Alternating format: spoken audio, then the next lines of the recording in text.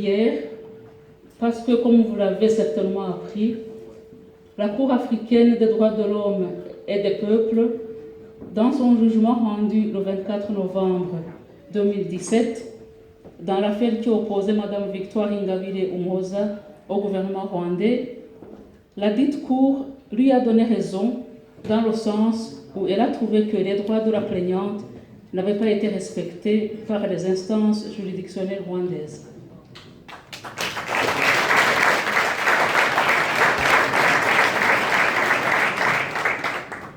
Tout cela a été rendu possible par votre travail et votre soutien à sa juste cause pour laquelle Mme Victoire Ingabire Umuhoza a sacrifié sa liberté pour que des milliers de Rwandais et de Rwandaises recouvrent la leur. Nous avons placé cette édition sous le thème de la femme et la relève pour un Rwanda juste. En ce jour où nous célébrons la Journée internationale des droits de la femme, nous avons voulu souligner le rôle de la femme comme levier de transmission des valeurs démocratiques aux générations suivantes. Notre pays a plus que jamais besoin d'une jeunesse exempte de peur, capable d'élever le débat. Malheureusement, nous constatons que les tenants du pouvoir, pour continuer à le conserver, malmènent la jeunesse, qui pourtant est garante de l'avenir du pays. Le pays ne peut pas avancer si nous n'épousons qu'une seule idée. Pas plus tard que la semaine dernière, nous avons assisté à un lynchage médiatique de la jeunesse réunie au sein de Jambo ASBL au sujet d'une proposition de loi déposée au Parlement fédéral belge par un des parlementaires fédéraux. Le fait de poser une question légitime a déclenché les foudres du gouvernement rwandais qui souhaiterait que sa seule version de l'histoire rwandaise soit la seule reconnue. Pourtant, nous savons tous que ça ne s'est pas passé comme ça au Rwanda.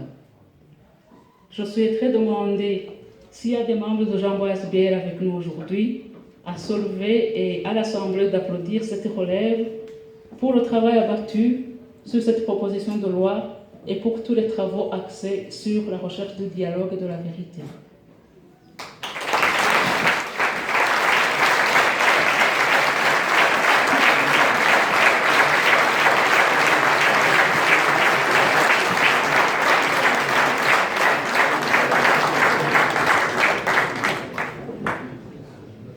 Si nous qui résidons en dehors du Rwanda subissons de telles pressions, que penser du calvaire enduré par tous les prisonniers politiques et d'opinion à l'intérieur du pays? La liste commence à être longue, mais saluons le courage de certains d'entre eux, à commencer par notre héroïne Victoire Ingabire Umuhoza, Léonie Gasengayire, Diane Rwigara, Sylvain Sibomana, Boniface Twagirimana, Fabien Twagirayezu, Théophile Ntirutwa, Deo Mushayidi, Gratien Sabiyaremye, Kizito Mihigo, Norbert Ufitamahoro, Illuminé Iradiena qui est porté disparu depuis bien longtemps maintenant, et tant d'autres. Et tout ce que nous n'avons pas cité, nous saluons franchement leur courage parce que oser parler là-bas est devenu un grand danger.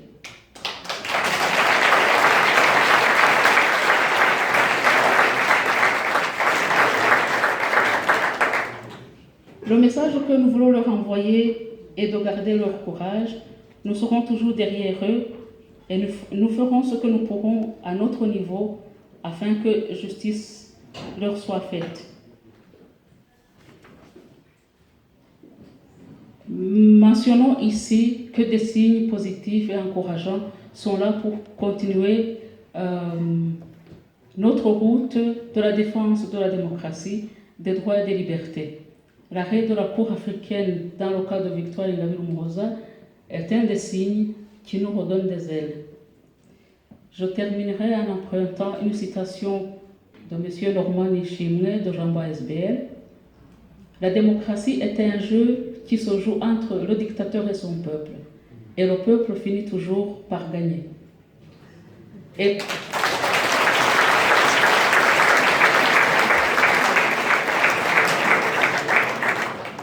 Et comme a dit Victoire Ingabire Umuhoza, n'ayons pas peur, ensemble nous vaincrons. Je vous remercie.